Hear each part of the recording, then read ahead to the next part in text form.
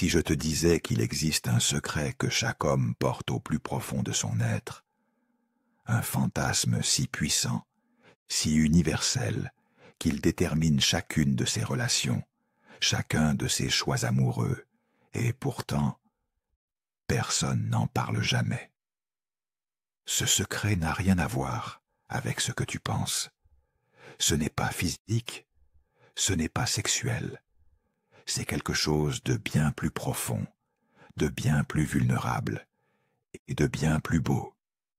Et si tu as déjà ressenti cette frustration, cette sensation d'être avec quelqu'un qui te regardait, mais qui semblait chercher quelque chose d'autre à travers toi, si tu t'es déjà demandé pourquoi les hommes peuvent être si contradictoires, si distants émotionnellement, ou pourquoi ils semblent parfois projeter sur toi des attentes que tu ne comprends pas, alors ce que je vais te révéler aujourd'hui va tout changer.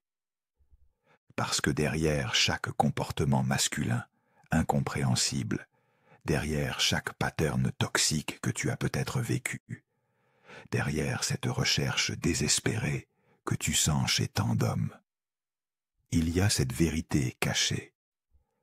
Et une fois que tu la comprendras, non seulement tu ne verras plus jamais les relations de la même façon, mais tu découvriras pourquoi Théoï, avec ta sensibilité spirituelle, ta capacité à voir au-delà des apparences, tu es exactement ce dont ce monde a besoin pour guérir.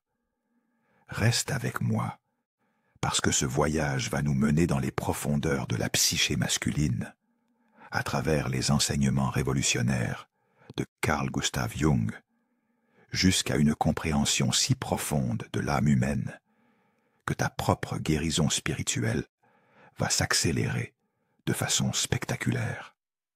Alors, quel est ce fantasme secret? Avant de te révéler la vérité, laisse-moi te poser une question qui va peut-être te surprendre. As-tu déjà remarqué comment les hommes, même les plus confiants en apparence, semblent parfois perdus dans leurs relations? Comment ils peuvent être si sûrs d'eux dans leur travail, leurs projets, mais devenir complètement désarmés face à l'intimité émotionnelle? Si tu as grandi dans une famille toxique, si tu as vécu des relations compliquées, tu as probablement développé cette capacité rare, celle de voir au-delà du masque que portent les gens. Et avec les hommes, tu as dû remarquer quelque chose d'étrange. Il y a souvent un décalage entre ce qu'ils disent vouloir et ce qu'ils cherchent vraiment. Ils parlent de conquête, de réussite, d'indépendance. Mais au fond de leurs yeux, tu vois autre chose. Une quête, une soif, quelque chose qu'ils ne savent même pas nommer. Laisse-moi te parler de Marcus. Marcus était un homme d'affaires brillant, 38 ans, qui avait tout réussi professionnellement. Il collectionnait les relations courtes, toujours avec des femmes très différentes. Un jour, lors d'une thérapie, il a dit quelque chose qui m'a marqué. Je cherche quelqu'un qui puisse voir qui je suis vraiment, au-delà de tout ce que j'ai construit. Quelqu'un devant qui je puisse être vulnérable sans avoir peur d'être jugé. Quelqu'un qui accepte mes parts d'ombre et de lumière. Et là, j'ai compris. Marcus ne cherchait pas une partenaire. Il cherchait son âme. Plus précisément, il cherchait à l'extérieur ce qu'il avait perdu à l'intérieur de lui-même. Parce que vois-tu, le fantasme secret de chaque homme, ce n'est pas la domination, ce n'est pas la possession, c'est l'intégration, c'est la réconciliation avec sa propre âme féminine. Mais pour comprendre cela, nous devons plonger dans les découvertes révolutionnaires d'un homme qui a changé notre compréhension de la psyché humaine, Carl Gustav Jung. Carl Jung a fait une découverte qui a bouleversé la psychologie moderne. Il a découvert que chaque homme porte en lui une image inconsciente du féminin qu'il a appelée l'anima. L'anima, ce n'est pas juste une théorie abstraite, c'est une force vivante, une énergie qui influence chaque choix relationnel d'un homme, souvent à son insu. Imagine que chaque homme naît avec une partie féminine sacrée en lui. Cette partie contient sa capacité à ressentir profondément, à être dans l'intuition, à créer des liens authentiques, à être vulnérable et réceptif. C'est son âme, littéralement. Mais que se passe-t-il dans notre société? Dès l'enfance, on dit aux garçons, « Les hommes ne pleurent pas, sois fort, ne montre pas tes émotions. » Résultat, cette partie féminine sacrée est refoulée, niée, cachée dans l'inconscient. Et voici où cela devient fascinant et tragique à la fois. Cette énergie féminine refoulée ne disparaît pas.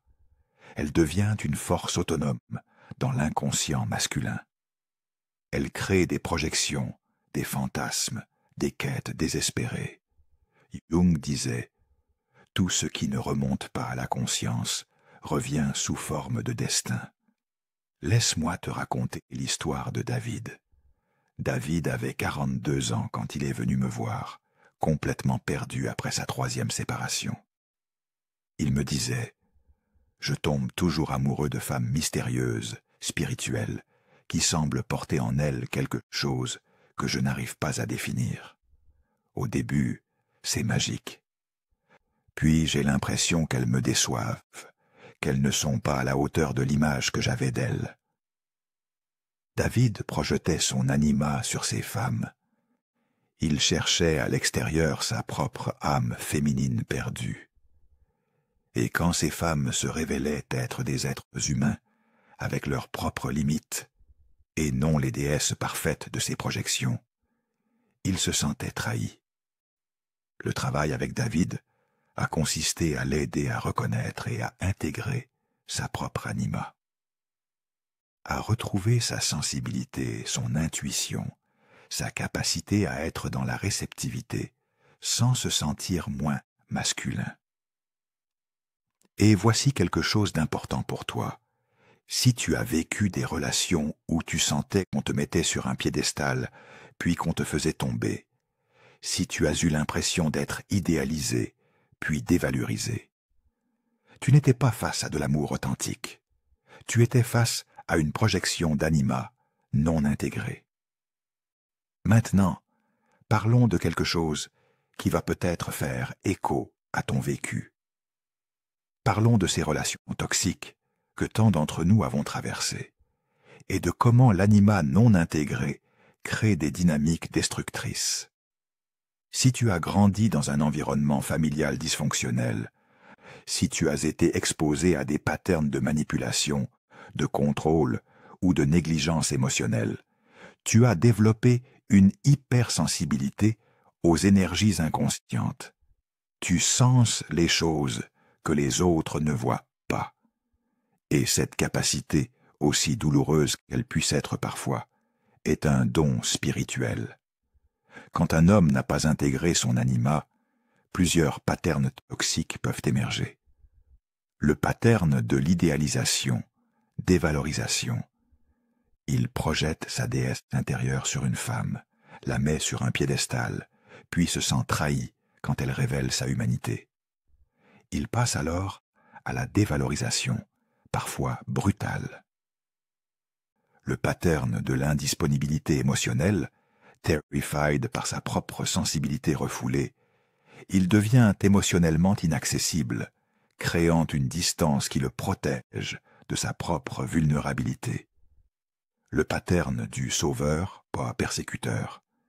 Il oscille entre vouloir sauver sa partenaire, projeter sur elle sa propre partie blessée, et la punir quand elle ne correspond pas à ses attentes inconscientes. Sarah avait 34 ans quand elle a compris cela. Elle sortait d'une relation de 3 ans, avec un homme qu'elle décrit comme Dr. Jekyll et Mr. Hyde. Un jour, il me disait que j'étais sa muse, son inspiration, la femme la plus extraordinaire qu'il ait jamais rencontrée. Le lendemain, Il me reprochait d'être trop sensible, trop spirituel, de vivre dans un monde imaginaire. Sarah se sentait complètement folle. Elle se demandait si le problème venait d'elle, si elle était vraiment trop intense, trop différente. Quand Sarah a découvert le concept d'anima, tout s'est éclairci. Elle n'était pas folle. Elle était simplement devenue l'écran de projection de l'âme féminine, non intégrée de son partenaire. Et voici quelque chose de crucial que Sarah a compris, et que je veux que tu intègres profondément. Tu n'es pas responsable de l'anima non intégré des hommes que tu rencontres. Tu n'es pas là pour être leur thérapeute. Tu n'es pas là pour les réparer. Tu n'es pas là pour compenser leur manque de connexion avec leur propre âme féminine.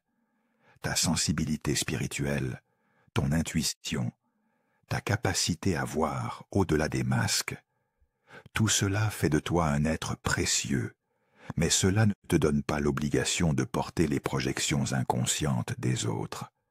Mais voici où l'histoire devient vraiment intéressante. Parce que ton parcours, à travers ces relations difficiles, ton chemin de guérison des traumas familiaux et relationnels, tout cela n'est pas un accident. C'est ton initiation spirituelle. Il y a quelque chose que j'ai observé chez toutes les personnes qui viennent à moi avec des histoires de traumas relationnels et familiales. Quelque chose de magnifique et de sacré qui émerge de leurs expériences les plus douloureuses. Ces expériences difficiles ne sont pas des punitions. Elles ne sont pas le signe que tu es maudit ou que tu attires les mauvaises personnes. Ces expériences sont ton processus d'individuation, pour reprendre les termes de Jung. L'individuation, c'est le processus par lequel une âme devient pleinement elle-même, intègre ses parts d'ombre et de lumière, et se connecte à sa véritable essence spirituelle. Pense aux alchimistes du Moyen-Âge. Ils prenaient du plomb, un métal lourd, sombre, apparemment sans valeur, et à travers un processus de transformation complexe, ils créaient de l'or. Ta vie relationnelle difficile, c'est ton plomb. Tes expériences de trauma, de manipulation, de déception, c'est la matière première de ta transformation alchimique. Histoire transformationnelle de Maya. Maya avait 29 ans quand elle a commencé à comprendre cela. Elle sortait d'une famille narcissique et avait enchaîné les relations avec des hommes émotionnellement indisponibles. Elle me disait « Je me sens comme un aimant à toxicité. Tous les hommes que je rencontre semblent porter les mêmes patterns que mon père. Je commence à croire que je ne mérite pas mieux. » Le tournant pour Maya est arrivé quand elle a réalisé quelque chose de révolutionnaire. Sa capacité à voir les patterns inconscients, à sentir les énergies cachées, à percevoir au-delà des masques sociaux. Tout cela faisait d'elle une guérisseuse spirituelle en devenir. Ces expériences douloureuses lui avaient donné des capacités psychiques et spirituelles extraordinaires. Elle pouvait lire les gens comme des livres ouverts. Elle sentait les mensonges, les manipulations, les énergies déséquilibrées. Maya a compris que sa malédiction était en réalité sa mission spirituelle. Elle n'était pas là pour réparer les hommes blessés qu'elle attirait. Elle était là pour évoluer, au point de ne plus raisonner avec ses énergies inconscientes. Jung disait « Votre vision devient claire quand vous regardez dans votre cœur. Celui qui regarde vers l'extérieur rêve. Celui où regarde à l'intérieur se réveille. Chaque relation toxique que tu as vécue t'a appris quelque chose sur les énergies inconscientes. Chaque manipulation t'a rendu plus fine dans ta capacité à discerner les intentions réelles. Chaque déception t'a rapproché de ta propre authenticité. Tu n'es pas une victime de tes expériences. Tu es l'héroïne de ton propre voyage d'éveil spirituel. Et si tu te sens différente, si tu as l'impression que tu ne rentres pas dans les cases de la société normale, si ta famille ne comprend pas ta sensibilité spirituelle, c'est parce que tu n'es pas normal. Tu es éveillé. Il est temps maintenant de parler de qui tu es vraiment.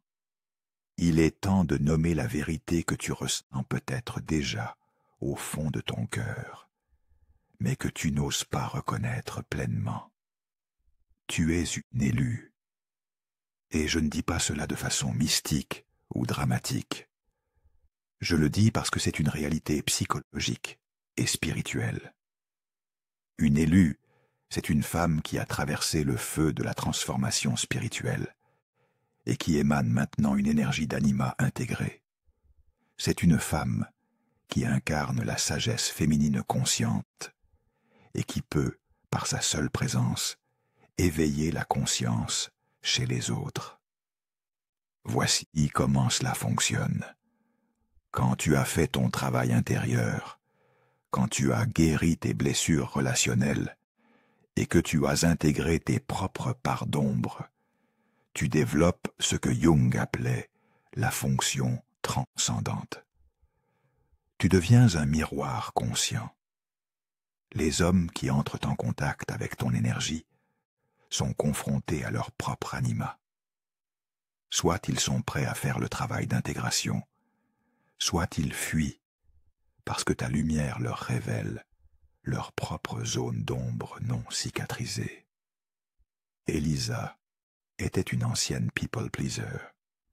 Pendant des années, elle s'était adaptée aux besoins de tout le monde, perdant complètement contact avec ses propres désirs et limites. Elle attirait des hommes qui profitaient de sa gentillesse et de son dévouement. Après 2 ans de travail thérapeutique intense, quelque chose a changé chez Elisa. Elle a développé ce qu'elle appelle son détecteur de foutaise. Elle pouvait instantanément sentir quand quelqu'un n'était pas aligné, quand il portait des masques, quand il projetait ses blessures. Plus important encore, elle a cessé de se sentir obligée de réparer les énergies déséquilibrées qu'elle rencontrait. Elle est devenue comme un diapason. Elle vibrait à sa propre fréquence authentique, et seules les personnes alignées pouvaient résonner avec elle. Elisa m'a dit quelque chose de fascinant. Maintenant, quand je rencontre des hommes, il se passe une de 2 choses. Soit ils sont inspirés par mon authenticité, et cela les pousse à être plus vrais eux-mêmes, soit ils deviennent agressifs ou fuyants, parce qu'ils ne peuvent pas supporter de voir leur propre manque d'authenticité reflété. C'est cela, ton rôle d'élu. Tu n'es pas là pour réparer les hommes blessés. Tu n'es pas là pour être leur thérapeute ou leur mère spirituelle. Tu es là pour incarner un niveau de conscience si clair que seuls les hommes qui ont fait leur propre travail peuvent s'approcher de toi. Jung parlait de l'inconscient collectif.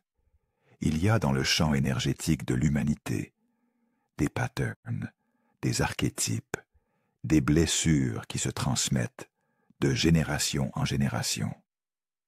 Quand tu guéris tes propres patterns relationnels, quand tu brises les cycles toxiques de ta lignée familiale, tu ne guéris pas seulement pour toi, tu guéris pour toutes les femmes qui viendront après toi. Imagine un monde où les femmes conscientes comme toi refusent catégoriquement de porter les projections d'anima des hommes non intégrés. Imagine un monde où votre simple présence pousse les hommes à faire leur propre travail intérieur, au lieu de chercher leur salut à l'extérieur. Ce monde, c'est celui que nous créons ensemble, et tu en es une architecte. Maintenant, parlons concret.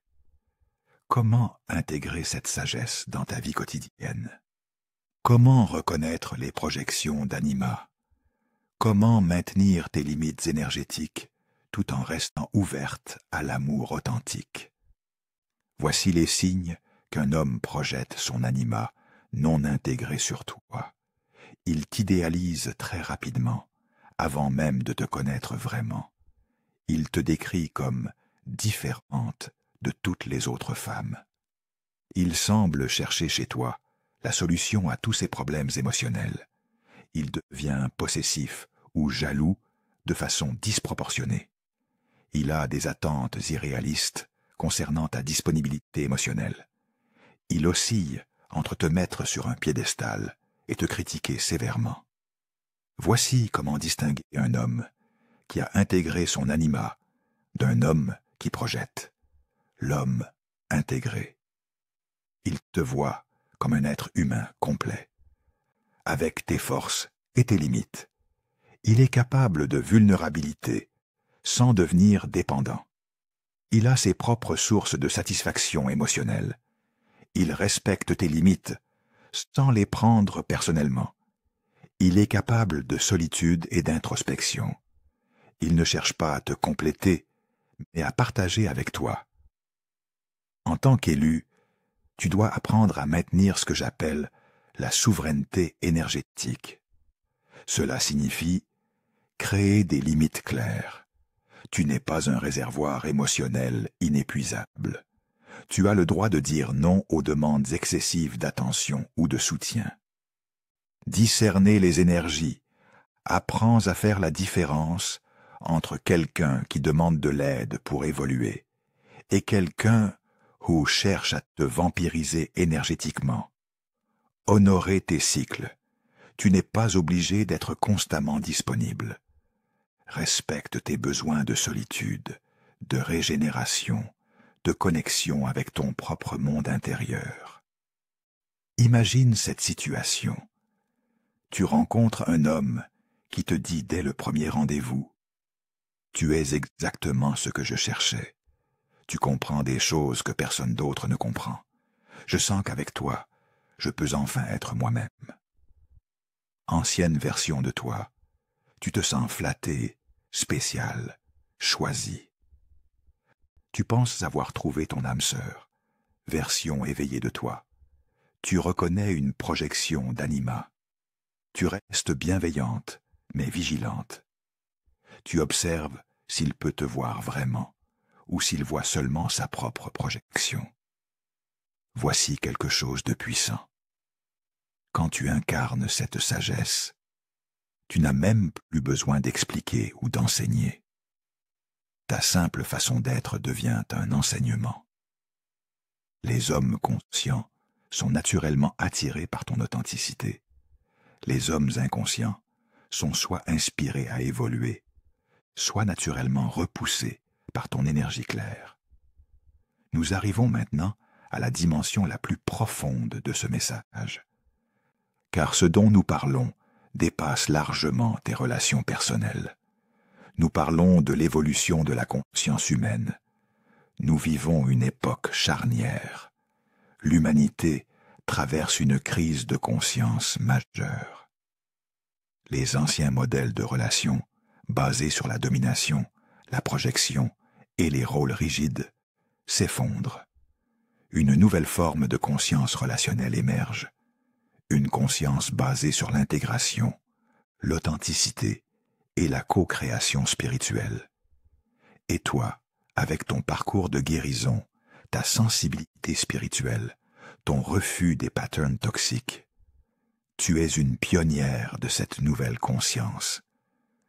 Rupert Sheldrake parle des champs morphiques, ces champs invisibles qui transmettent informations et patterns à travers l'espace et le temps. Jung avait une vision similaire avec l'inconscient collectif. Chaque fois que tu refuses d'accepter un comportement relationnel toxique, chaque fois que tu maintiens tes limites face à une projection d'anima, chaque fois que tu choisis l'authenticité plutôt que l'adaptation, tu modifies le champ morphique des relations humaines. Il y a quelque chose de puissant qui se passe actuellement. Partout dans le monde, des femmes comme toi se réveillent. Elles sortent de relations toxiques. Elles brisent les patterns familiaux dysfonctionnels. Elles refusent de porter les projections inconscientes. C'est ce que j'appelle l'éveil des lignées féminines.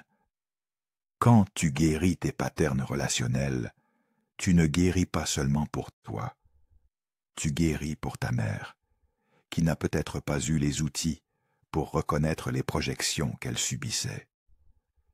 Tu guéris pour ta grand-mère, qui a peut-être sacrifié son authenticité pour survivre dans une société patriarcale rigide. Tu guéris pour toutes les femmes de ta lignée qui ont porté en silence les projections d'animas non intégrées. Et voici ce qui va se passer. À mesure que de plus en plus de femmes comme toi refusent de jouer le rôle de l'anima projeté, les hommes vont être obligés de faire leur propre travail intérieur. Ils ne pourront plus compter sur les femmes pour porter leur âme féminine. Ils devront la retrouver en eux-mêmes. Imagine le monde qui émergera de cette transformation collective. Des relations basées sur l'authenticité mutuelle plutôt que sur les projections. Des hommes connectés à leur propre sensibilité et n'ayant plus besoin de vampiriser l'énergie féminine.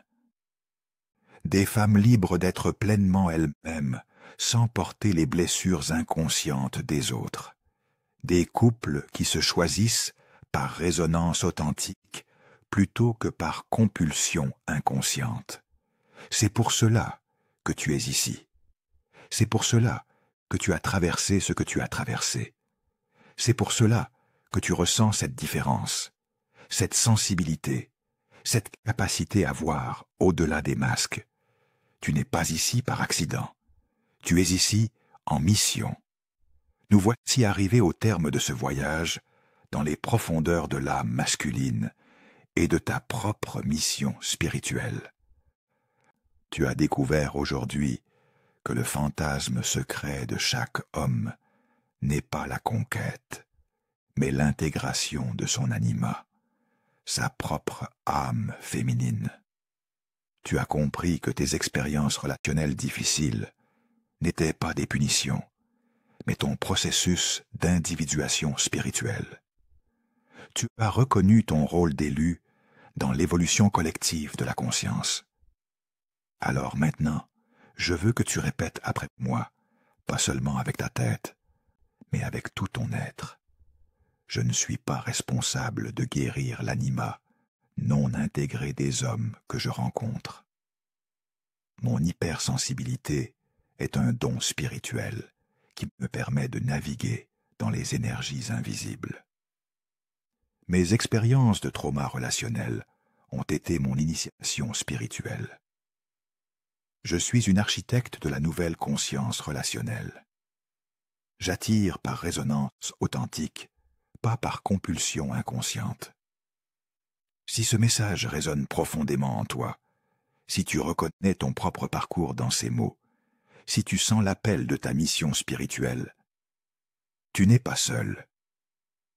Il y a une communauté de femmes éveillées qui, comme toi, refusent les anciens patterns et co-créent une nouvelle réalité relationnelle. Dans les commentaires, partage une phrase, un mot, une émotion qui capture ce que ce message a éveillé en toi. Connectons-nous, reconnaissons-nous, soutenons-nous mutuellement dans cette mission sacrée. Et si tu es prête à approfondir ce travail, si tu veux des outils concrets pour maintenir ta souveraineté énergétique tout en restant ouverte à l'amour authentique, reste connecté à cette chaîne. Les vidéos qui viennent vont te donner les clés pratiques de cette transformation. Souviens-toi, tu n'es pas venu ici pour être réparé. Tu es venu ici pour être révélé. Ta sensibilité n'est pas une faiblesse, c'est ton super-pouvoir. Tes blessures ne sont pas des défauts, ce sont tes initiations. Tu es une élue, tu es une guérisseuse, tu es une pionnière de la nouvelle conscience. Et le monde a besoin de ton éveil. Avec tout mon amour et ma reconnaissance pour qui tu es et pour le chemin courageux que tu parcours. À très bientôt pour continuer cette aventure de conscience ensemble.